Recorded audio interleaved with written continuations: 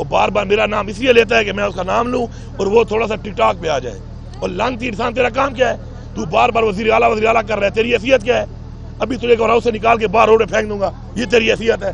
اس طرح تو بڑی بڑی باتیں کر رہا تھا، اب تو گھس کے دکھا کے پیا اس میں. ہمارا چونکہ پشاور جو ہمارا کیپٹل ہے صوبائی، ہمارا یہ فیس ہے پورے صوبے کا، تو یہاں پہ کوالٹی ٹرانسپورٹ بہت ضروری ہے. بی آر ٹی بھی اپنا کام کر رہی ہے بہترین طریقے سے، لیکن بی آر ٹی کے علاوہ جو دوسرے کنیکٹڈ روٹس ہیں اس میں بھی انشاءاللہ ہم ایک کوالٹی ٹرانسپورٹ کے لیے طرف جا رہے ہیں. مختلف روٹس ہم نے آلریڈی شروع کر دی تھی، ایک اور روٹ ہم نے بھی آج شروع کیا ہے انشاءاللہ. اس کے علاوہ مزید جو روٹس ہیں جو لنک کرتے ہیں بی آر ٹی اور ایریاز کو، ان پہ بھی انشاءاللہ کوالٹی ٹرانسپورٹ انشاءاللہ اس طرح ہم لوگوں کو سستی اور کوالٹی ٹرانسپورٹ مہیا کریں گے. وزیر اعظم صاحب یہ بتائیں، وفاقی حکومت کی جانب سے خیبر پختونخوا کے میگا پروجیکٹس پر کٹ لگا دیا گیا ہے، یہ ستم ظریفی نہیں ہے کہ عوام کو محروم رکھا جا رہا ہے؟ ستم ظریفی تو میں نہیں کہوں گا، میں کہوں گا کمظرفی ہے. یہ کمظرفی ہے ان کی، اور اگر ان کا یہ خیال ہے کہ پختونخوا کے لوگ اپنا حق نہیں لے سکتے یا جو نمائندے انہوں نے چنے ہیں وہ ان کا حق نہیں لا سکتے، تو ان کی بھول ہے.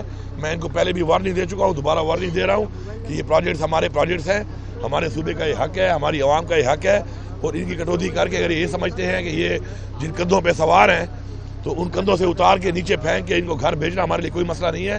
یہ اگر ان چیزوں کو ٹھیک نہیں کریں گے اور ان کو جو انہوں نے اپنی طرف سے کٹوتی کی ہے اور یہ ان کو ڈراپ کیا ہے، اگر ان کو انہوں نے بحال نہ کیا تو پھر دمادم مسکر اندر کے لیے تیار ہو جائیں گے. سر آپ نے بھی احتجاج کا اعلان کیا تھا، تو اس حوالے سے کوئی تیاریاں ہو رہی ہیں یا نہیں؟ ہماری تیاری تو ہر وقت مکمل ہے ماشاءاللہ. ہمارا اتنا مینڈیٹ ہے کہ ہم نے صرف آواز لگانی ہے اور عوام تیار ہے انشاءاللہ. اپنا یہ موٹر وے ہے، موٹر وے کے بعد ثوابی ہے، اور یہ ثوابی پہلے بھی آپ دیکھ چکے ہیں. یہ ثوابی اور ادھر میں ڈی خان والی سائڈ، لکی والی سائڈ، ساؤتھ والی سائڈ سے وکلا ہے، تو ایک دو جگہ ہیں وہاں پہ پہلے تو پھر بھی تھوڑا بہت مزاحمت انہوں نے جو کی، تو وہ چونکہ کہتے ہیں نا وہ سوار ہوتا ہے نا جب گھوڑے پہلے وہ سواری کرتا ہے تو ذرا وہ اس کو آئیڈیا نہیں ہوتا بہت چیزوں کا، لیکن یہ دفعہ جب وہ سواری کر لیتا ہے پھر اس کو گھوڑے کا بھی اندازہ ہو جاتا ہے اور سواری کا بھی اندازہ ہو جاتا ہے. تو اب تو ہمارے لوگ سوار بنے ہوئے ہیں، گھڑ سوار بنے ہوئے ہیں، تو یہ جو راستے میں اگر آئیں گے تو پھر جن کندھوں پہ سوار ہیں ان کندھوں سے نیچے پہلے ان کو گرائیں گے اور اس پر گھر بھیجیں گے. ویسے بھی ان سے حکومت چلنی نہیں ہے، بجٹ تک یہ پیش کر نہیں پا رہے، ملک کا دیوالی انہوں نے نکال دی ہے. تو اب یہ بہانے ہی ڈھونڈ رہے ہیں کہ ہمیں سیاسی شہید بنایا جائے، تو ہم سیاسی شہید نہیں بنائیں گے، ہم دھکے دے کے مردار کریں گے ان کو. اچھا سر یہ بتائیں کہ کیا محاذ آرائی سے اس صوبے کو چلایا جا سکتا ہے؟ دیکھیں محاذ آرائی نہیں ہے، یہ اپنا حق ہے اور محاذ آرائی کی طرف تو یہ لے کے جا رہے ہیں. اگر حق نہیں دو گے، ہمارے واجبات بھی نہیں دے رہے ہو، ہمارا جو روٹین کا جو ہمارا اپنا حق ہے، ہمارا NFC شیئر ہے، ہمارا مرجر ڈسٹرکٹ کے ساتھ جو کمٹمنٹ ہے، وہ ساری چیزیں یہ نہیں کریں گے اور پھر یہ کہیں گے کہ جی صوبہ چلانا ہمارے لیے کوئی مسئلہ نہیں ہے. انشاءاللہ ہم اپنا صوبہ چلا بھی رہے ہیں، بہترین سے طریقے سے چلا رہے ہیں. ہمارا بجٹ بھی ہو گیا ہے، ہماری ساتھ ڈیولپمنٹ بھی شروع ہو گئی ہے، ہمارا فلائی بجٹ ہے، ہم نے عوام کو ٹیکس میں ریلیف بھی دیا ہے، ہم عوام کو بھی ریلیف دیں گے انشاءاللہ. اپنے کام بھی جاری رکھیں گے اور ساتھ ساتھ جو واجبات ہیں وہ بھی مانگتے ہیں، اور ان سے بیسیکلی ملک نہیں چل رہا. لیکن یہ آپ دیکھیں کہ عمران خان کے ٹائم میں انہی وسائل کے ساتھ بجلی کا کیا ریٹ تھا؟ 16 روپے. آج 65 روپے سے مہنگی کر کے لوگوں کو نہیں مل رہی. پیسہ کہاں جا رہا ہے؟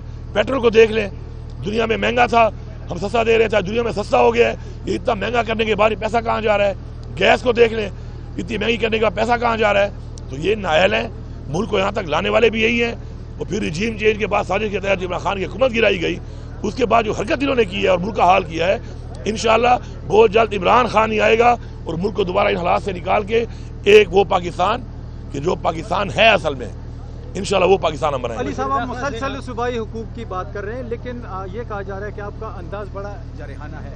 دوسری جانب گورنر صاحب کا جو رویہ ہے آپ کی طرف وہ انتہائی لینینٹ ہے. گورنر کی حیثیت کیا ہے؟ تو کیا باتیں کر رہے ہو؟ کام کی بات کرو یار. ایک بندے کی حیثیت ہی نہیں ہے. کہ گنڈاپور صاحب کے ساتھ میری رشتہ داری بھی ہے. کس کی رشتہ داری ہے؟ گورنر صاحب اسے کہو تم خود چور ہو، تمہارا لیڈر چور ہے، رشتہ داری بھاڑ میں جائے.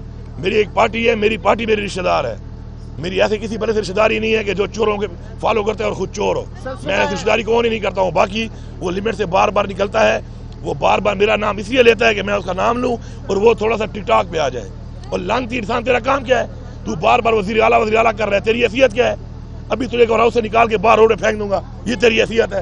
اس طرح تو بڑی بڑی باتیں کر رہا تھا، اب تو گھس کے دکھا کے پیا اس میں. وہاں سے نکالا ہے. میں عزت کے لیے، ایک سسٹم کے لیے برداشت کر رہا ہوں. روزانہ بیٹھ کے 9 مئی کا ملزم، اور تیرے باپ کا کام ہے 9 مئی پہ تو مدعی بھی بنا ہوا ہے, تو جو ہے گواہ بھی بنا ہوا ہے, تو جج بنا ہوا ہے, تو کون ہے 9 مئی پہ نام لینے والا؟ تو گورنر آدمی اپنے گورنر ہاؤس پہ رہے, انہیں گاڑیاں بھی بند کر دوں گا, پیٹرول بھی بند کر دوں گا, تیرا کھانا پینا بھی بند کر دوں گا, پھر بیٹھا ہوگا روڈ کے اوپر. شرم نہیں آتی ان کو؟ خان صاحب کو ریلیف مل رہا ہے عدالتوں سے, کیا کہیں گے اس بارے میں, مستقبل کیا؟ انشاءاللہ سارے جیلی پرچے ہیں, ثابت ہو گیا ہے, اور ہم حساب لیں گے اس بات کا کہ وہ سائفر کیس جو ہم کہہ رہے تھے کچھ نہیں ہے, اس پہ خان صاحب کو اتنا عرصہ آپ نے جیل میں رکھا ہے.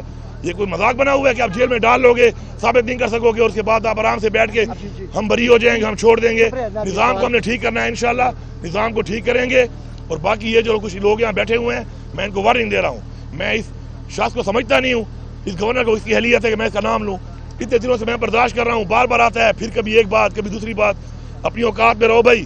تیری اوقات یہ ہے کہ تو ہم تینوں بھائیوں سے ہارا ہوا ہے, یہ تیری پولیٹیکل حیثیت ہے, اور تیرا لیڈر بھی میں جانتا ہوں, اور تیرے لیڈر کا دوسرا تمہارا وہ چیئرمین بنا ہوا ہے.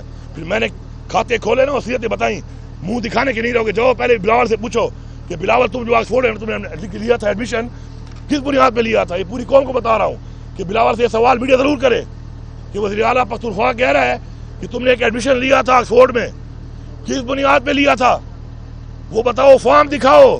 اس فارم پہ قوم کو پتہ چلے گا کہ یہ ہے کیا ہے, کہ ہی ہے کہ کیا ہے. Thank you.